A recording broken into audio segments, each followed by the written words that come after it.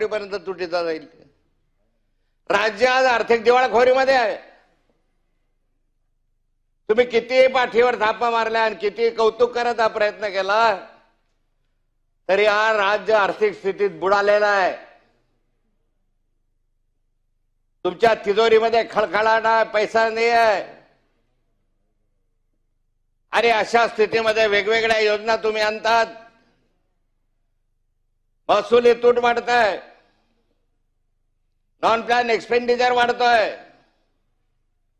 Pension, भत्ता, पगार, घेतलेल्या कर्जमाफीच्या संदर्भामधला तर निर्णय याच अधिवेशनात व्हावा अशी माझी अपेक्षा. आणि तो होईल जर खरंच सरकार असेल शेतकऱ्यांच्या बाजूला, खरं तुम्हाला शेतकऱ्याची जाण आणि गाणार असेल तर कर्जमाफी करून दाखवा. जाऊ द्यावा एखादा रस्ता. कुठले मार्ग काढत राहतात 1,00,000 कोटीचे आणि 50,000 कोटीचे. खरं आमच्या शेतकऱ्यांचा कर्जमाफ अरे आयुष्यभर ऋणी राहू तुमचे. पण या ठिकाणी अध्यक्ष सदाभाऊ तुम्ही करा. लक्ष दिलं पाहिजे. भाजीमध्ये मीठ वाचवून त्यामध्ये काटकसर करून त्याच्यामध्ये आपल्याला कोणताही अध्यक्ष महाराज फायदा होत नाही. मग माझी मागणी आहे, अरे डेअरिंग करा. काय घाबरता कर्जमुक्ती देण्यासाठी अध्यक्ष महाराज? ही कर्जमुक्ती देण्याची आवश्यकता आहे आणि मी हे सांगू शकतो. काय कर्जमुक्तीची रक्कम येणार आहे? 20,000 कोटी.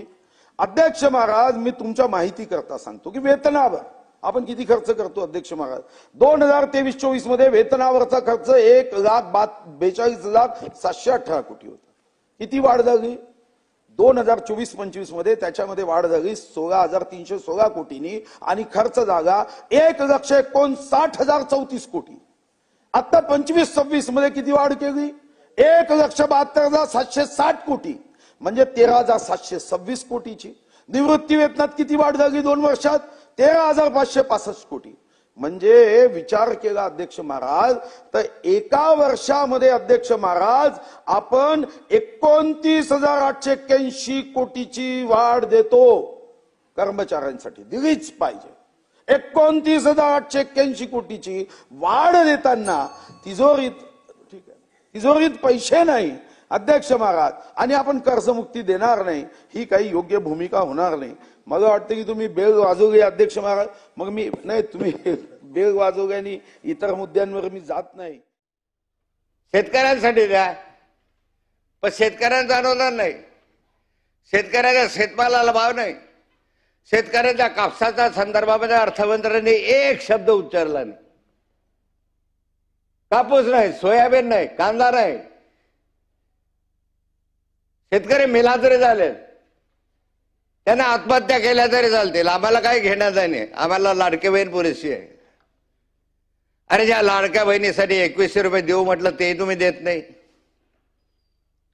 ज्या शेतकऱ्यांचा संपूर्ण कर्ज माफ करू असं तुम्ही सांगितलं,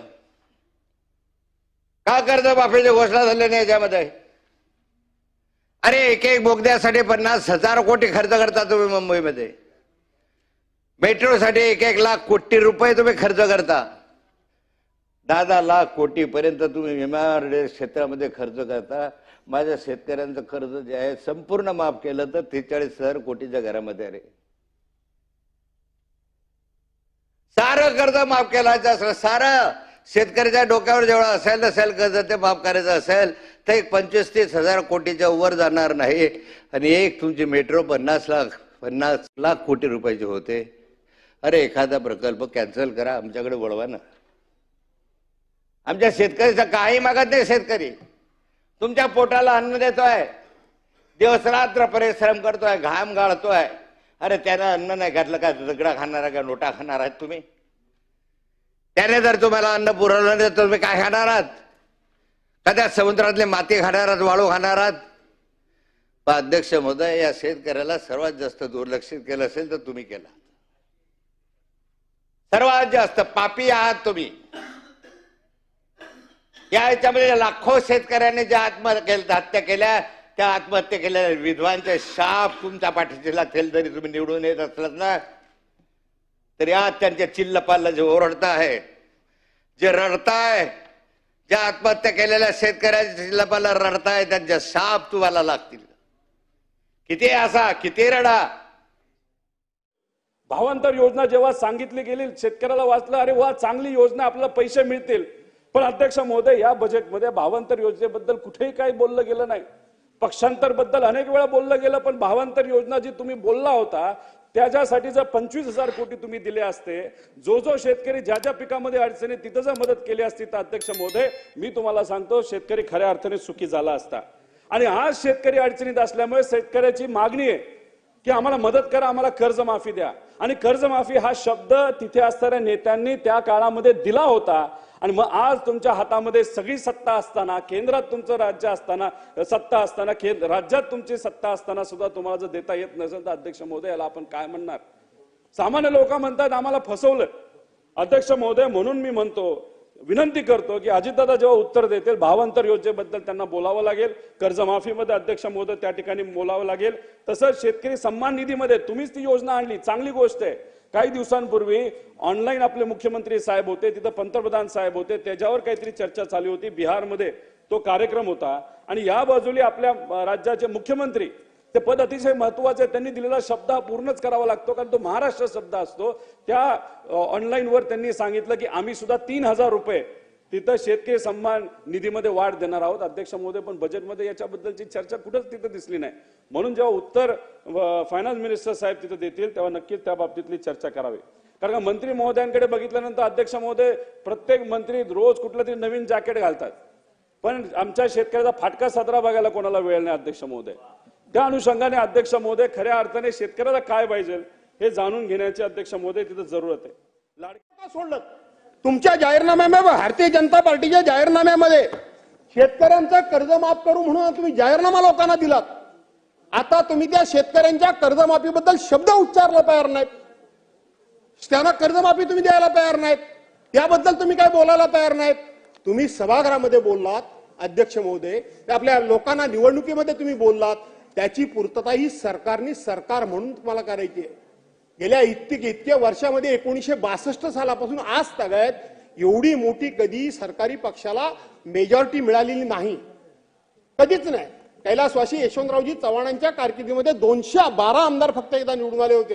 बाबा, आम्हाला दुःख नाही, अजिबात दुःख नाही. मी तर कधीच कोणावर जळणारा माणूस नाही. जे आहे प्रत्येकाच्या नशिबाने ते घडतं, त्याची चिंता करायची गरज नाही.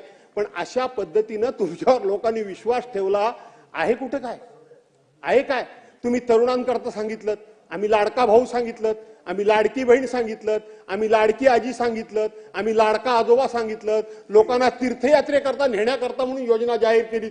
आता कुठं अर्ध्या रस्त्यावर सोडलं की काय? त्यांना गंगेत नेऊन सोडलं की काय? तीर्थयात्रा झाली कुठे, गेली कुठे ती? ते झालं काय त्या योजनेचं? ती योजनेचा पत्ता नाही. असं करू नका, असं करू नका. अध्यक्ष महोदय, आज तरुणांच्या बेकारी करता काही चालू नाही आता.